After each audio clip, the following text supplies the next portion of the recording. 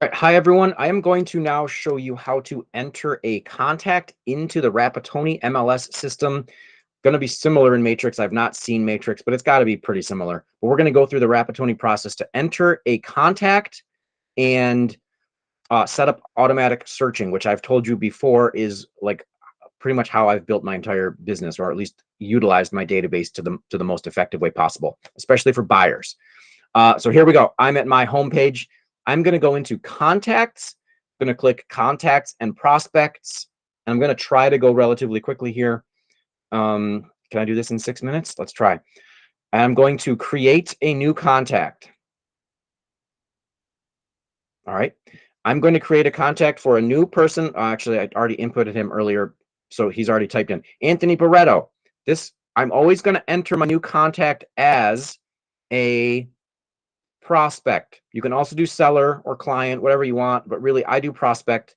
By the way, anything in red in this has to be in. So you need a name, you need a group, and you need an email. And his email was this, and his primary phone number. The MLS doesn't require you to have the phone number, but when you're first contacting someone, always get their name and their phone number and their email. You can add other things. You can add a CC to email, a friend, a cousin, an uncle, a parent, a husband, a spouse, whatever. Sorry. Then I'm going to add notes. You don't have to do this, but I always add notes. I'm going to add what we were talking about, land, less than 40K, really a little bit of acres, seclusion. He wants a water feature, and 3 hours to, obviously I'm very good at typing, 3 hours to New Jersey / city, whatever. Okay, I always take some notes about what they're interested in. Then, oh, here's the critical thing. I should say, I mentioned this. This is super, super important. All the way at the top of this contact, manage as prospect. Make sure that is checked. That is then going to open up a whole bunch of stuff below here. So normally, if you don't have manage as prospect checked, notice how it stops after my notes, right? But I want to manage this person. This is critical. So now it opens up more sections below. I'm going to click automatic prospecting. It throws up this pop-up window. I close this all the time. I don't hit save because it's already set up for me. But basically, look at this. I'm gonna for a whole year, I'm going to every single day search this person's search to see if there's any new matches, and that is really cool. You could hit save on that, but it's already saved in my system. I am going to send this daily email or this auto prospecting email to that client. And I'm going to say yes for newly matched properties, and I have yes for price changes. You can do status changes, but I just have price changes done. You can send this to yourself if you want to, but that gets to be a lot if you have a lot of buyers. You can also send it to that CC if you want to. I send the client detail report, and then if you click this, this is the same thing as that auto prospecting scheduler we just had. And then I click the client portal. This is going to allow them to see this whole MLS insider view, and I allow them to set up searches. You can decide to not allow them to create searches. A lot of them don't, but I mention it as something to get them to engage with my side of the website so that I can see what they're doing and they can play around. They feel like they're engaged. I'm going to always search for active properties, and I always have reverse prospecting. Okay, that's my overview. So basically, create new contact, name, email, phone number, call them a prospect, write down some notes, make sure auto prospecting is checked, yes for newly matched, price changes, client portal, allow them to search, and active. And then you go up to the top and you're going to save this person. And because I already had him in, it's already being weird, but this would normally take you right to a search for him. But because I already had him in, the system's a tiny bit confused. Come on. Okay. So I'm going to go and find him. I clicked B for Barreto. I have it sorted by last name. So here's Anthony right here. Notice how nothing has been sent. Invitation has not been sent. I have his phone number. I have his email in the system, but there's no searching going on here. So I'm going to go to plus to create a new search. Now this is what would have happened if I hadn't. I tried to make a video earlier and it messed up, so the system was a little confused. I always do a standard search, but you can do map, radius, address, listing number if he has specific listings in mind. I just call these 1, 2, 3, 4, whatever. I just do a sequential numbering, but you could write, I could write land, you know, I could do well, anything. Name it something. Name it Anthony search. I don't care. Submit. Now you're going into a search within the MLS. In this case, he's looking at land, active land. His budget is 40,000. I'm going to search up to 50,000 because I'm going to give him a little bit of buffer. He doesn't really want to be in Otsego County, so I'm going to uncheck that. Delaware, Schoharie. I'm also going to search Ulster, Greene, and Sullivan, but I know there's not a lot in our MLS in those areas. You can search by area. You can add specific towns if you want to. I often do this because oftentimes someone isn't actually searching the entire county. They might have specific areas they're interested in. If, by the way, in this window, if you check all of these, it will search all of them. If you uncheck all of them, it will search all of them. But if you want to search for just very specific towns, let's say they just are interested in Andes and Bovina, this would just search those 2 towns.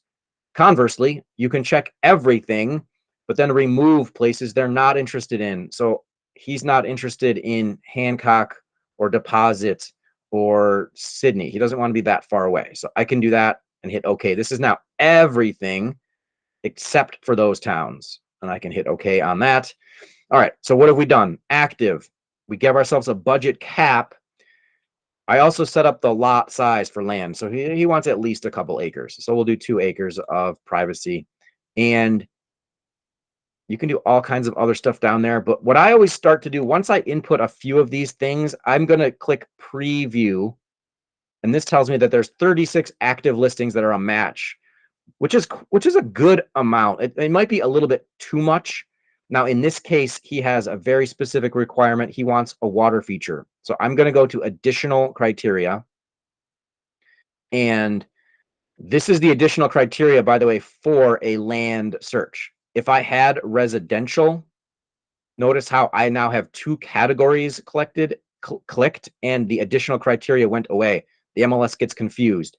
If I was to just be looking at residential, and then I looked at additional criteria, there would come up with all the residential criteria. So you can search for style of house. You can search for construction style. You can search for house color. They just want a brown house. You can search all kinds of stuff. But because my guy wants land, I'm going to look at the additional criteria for land. Notice how that's going to change.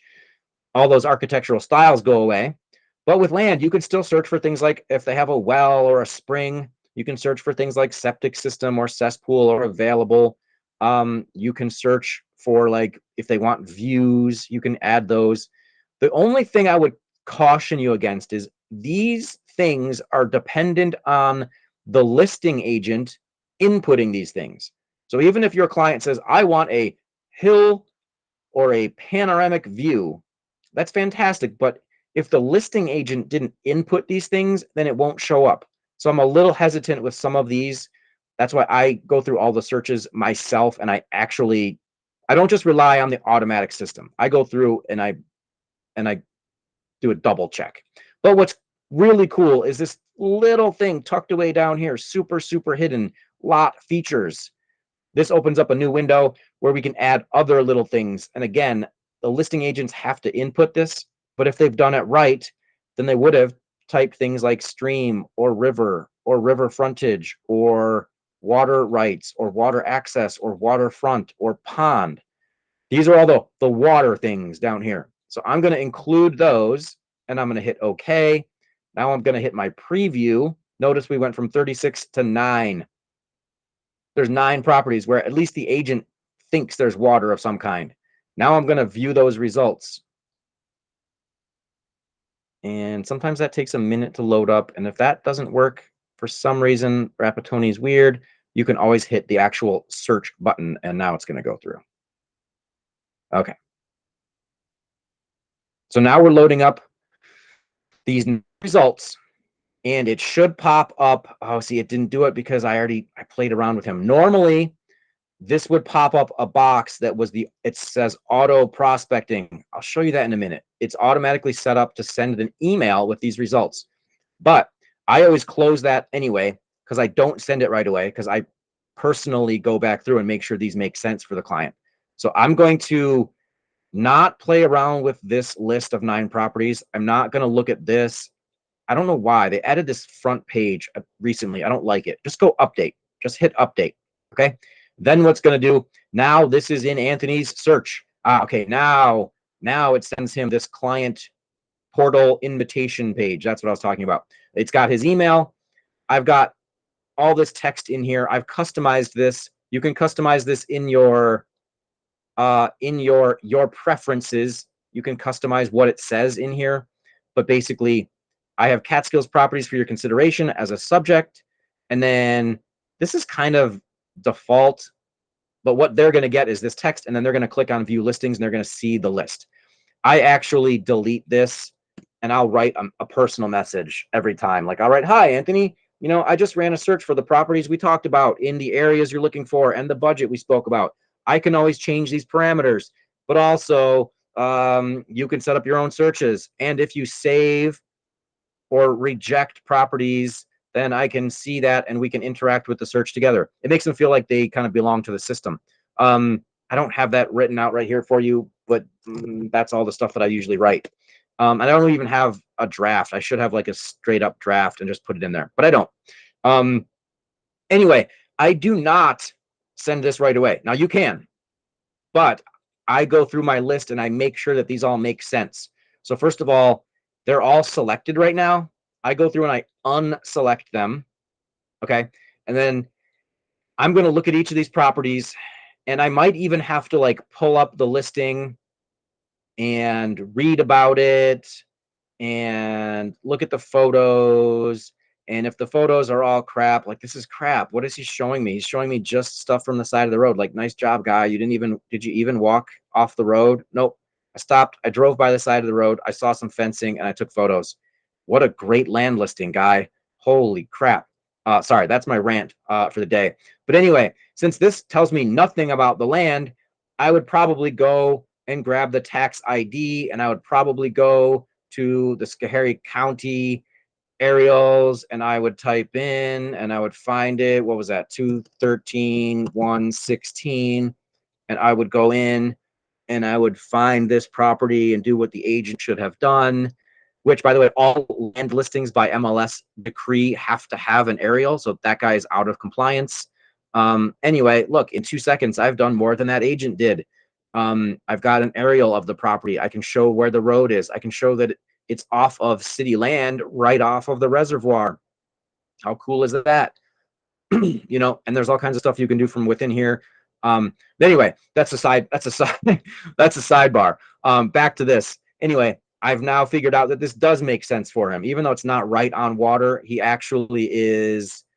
This is city land right across the street here, so technically he could just walk down here and go play in the reservoir. Now I don't think that's true. You actually need a permit for this one, but regardless, this shows that this is all City of New York owned property.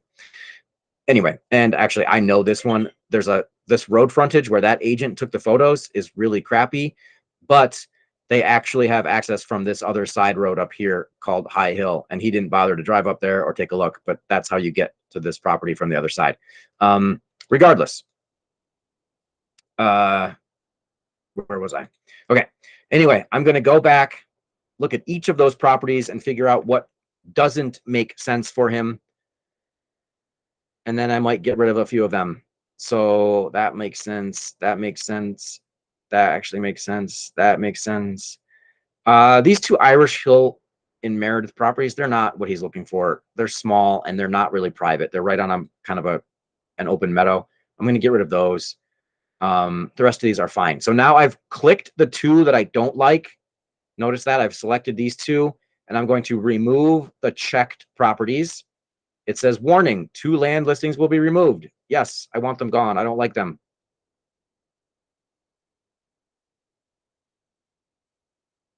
So that should be updating. Are we updating? Remove them. Come on.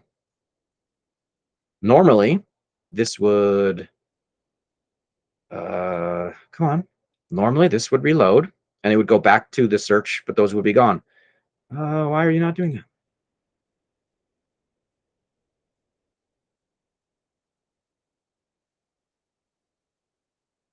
All right, let's find Anthony real quick.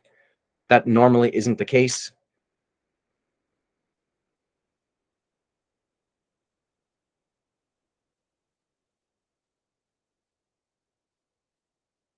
Let's find him. Anthony Barreto. Is he not in here? What is going on? Oh, okay, right here. Okay. He's right here. The 9 properties are there. Why did it not remove those? That's a frustration. I'm not going to email him yet. I'm going to remove the Irish Hill properties. Remove, checked. Come on. Come on. You can do it. Yes, I'm sure. Okay. For whatever reason, glitch in the system. It didn't do that before. Now I'm happy with my search. Now I want to email it to him. I'm going to click his name. And I'm going to scroll down to the client portal, and I'm going to click that email him the invitation. It's that same pop-up box that was coming up before, but I kept closing it because I wasn't ready for it yet. So I'm going to actually get rid of these. Sometimes I'll just send that automatic text, but I'll write, hi. Oh my God, you're going to have to watch me type live. This is the scariest thing ever. Hi, Anthony. I just set up a search for properties that match the criteria that we spoke. How fun is this?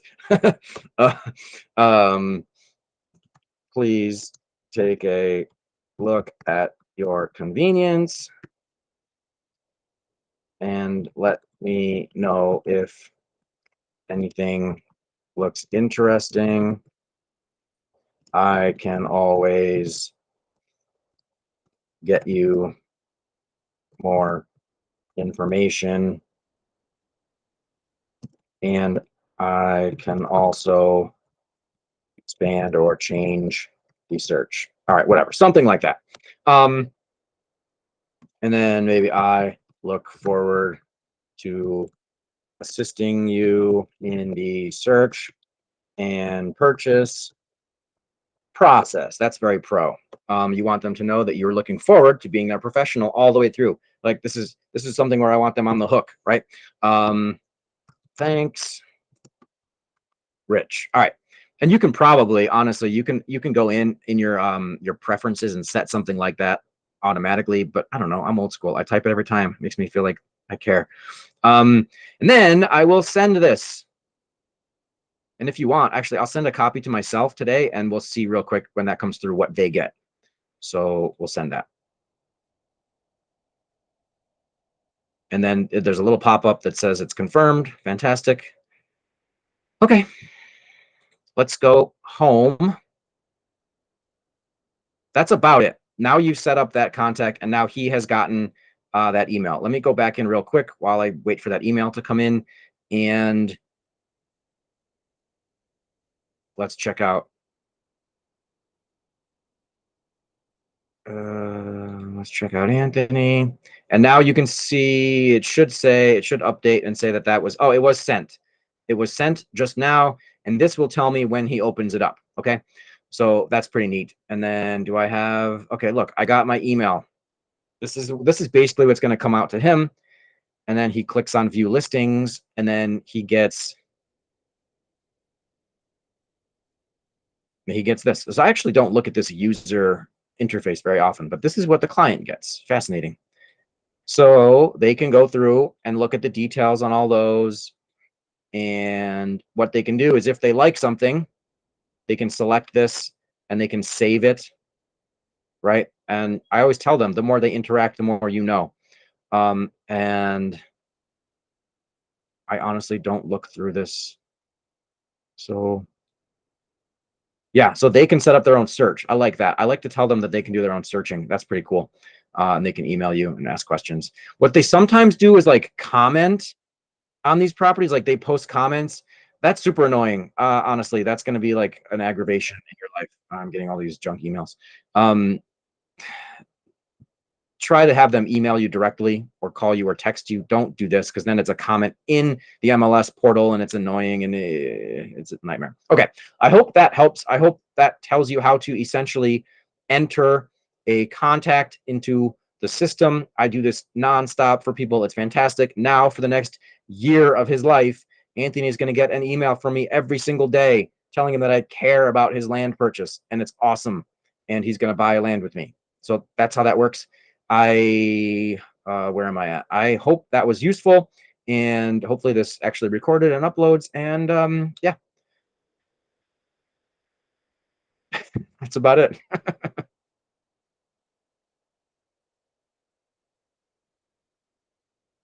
How do I stop recording?